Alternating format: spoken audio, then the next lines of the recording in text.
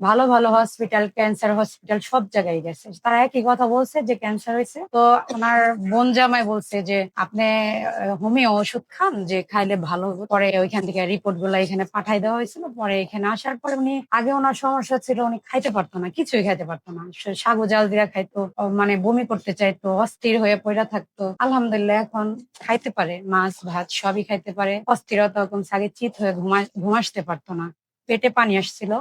তো এখন চিত হয়ে শুইতেও পারে। শ্বাসকষ্টের কোনো সমস্যা হয় না। আসসালামু আলাইকুম ওয়া রাহমাতুল্লাহি ওয়া বারাকাতুহু। সম্মানিত দেশবাসী, আমি cancer specialist doctor SM. Sarwar. বিশেষ করে আপনারা জানেন, সারা ওয়ার্ল্ডের ডাক্তারদের যেখানে বক্তব্য ক্যান্সার হলে আনসার নেই, ক্যান্সার হলে একটি মরণবিধি, সেখানে আমি বলি ক্যান্সার, কিডনি, থ্যালাসেমিয়া, এইডস এই 4টি রোগ মরণবিধি নয়, সম্পূর্ণরূপে সুস্থ হয়। বিশেষ করে আমাদের এখানে একজন থ্যালাসেমিয়া রোগী আর জোসনা আক্তার, উনি মাত্র 1 মাস ওষুধ সেবন করে আল্লাহর অশেষ রহমতে সুস্থ আছেন। উনি কিভাবে অসুস্থ হয়েছেন, কোথায় কোথায় চিকিৎসা করেছেন এবং কি অবস্থায় ছিলেন, আমরা ওনার কাছ থেকে জানবো। আপনার নাম? জোসনা আক্তার। আপনার কি হয়? আমার যা হয়। আপনার নাম কি? আমার নাম মলি আক্তার। মলি আক্তার। হ্যাঁ। আপনার জালের কি নিয়ে তো আপনি আসছিলেন? হ্যাঁ। হ্যাঁ, তো আপনার নাম হলো জোসনা আক্তার। আপনার স্বামীর নাম? বাবুল খান। আপনার মায়ের নাম? সালেহা বেগম। Post office?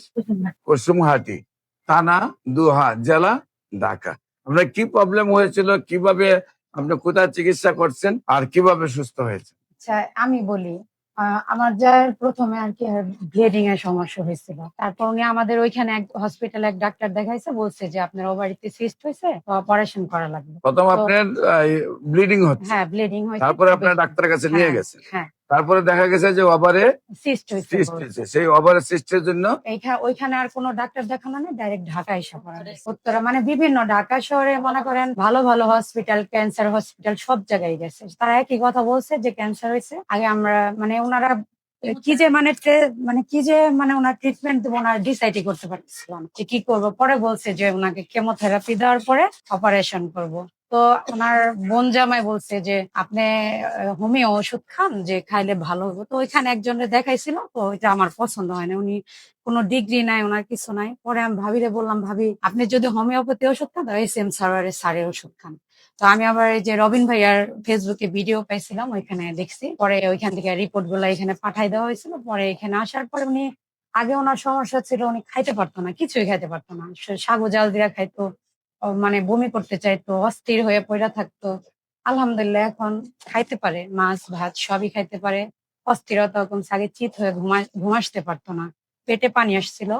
তো এখন চিত হয়ে শুইতেও পারে। শ্বাসকষ্টের কোনো সমস্যা হয় না। আর এখন একটু দুর্বলতা ছিল বেশি, এখন কমছে। আর এখন আলহামদুলিল্লাহ আগের চেয়ে চেহারাটা একটু ভালো হইছে। সম্মানিত দেশবাসী, আপনারা যতটুকু শুনলেন, উনি একেবারে বিছানায় ছিলেন, খাওয়া দাওয়া চলতো না, চিত হয়ে শুইতে পারতেন না। এমন অবস্থা থেকে আল্লাহর অশেষ রহমতে 1 মাসে উনি আমাদের কাছে খুব স্মার্ট একজন মহিলা হিসেবে উপস্থিত হয়েছেন এবং আল্লাহ সুস্থ করে রেখেছেন। এবং নিয়মিত আমরা ওনাদেরকে চেক আপ রাখবো। আপনারা দোয়া করবেন উনি যেন স্থায়ী ভাবে, সুন্দরভাবে আল্লাহ আজীবন ভালো রাখেন। ক্যান্সার, কিডনি, থ্যালাসেমিয়া এই 4টি রোগের জন্য যে কোনো সময় যে কোনো পরামর্শের জন্য আপনারা স্ক্রিনে দেওয়া নাম্বারে যোগাযোগ করবেন। আমাদের অফিস ভিজিট করার জন্য আমন্ত্রণ জানিয়ে শেষ করছি। সবাইকে ধন্যবাদ। আসসালামু আলাইকুম ওয়া রাহমাতুল্লাহি ওয়া বারাকাতুহু।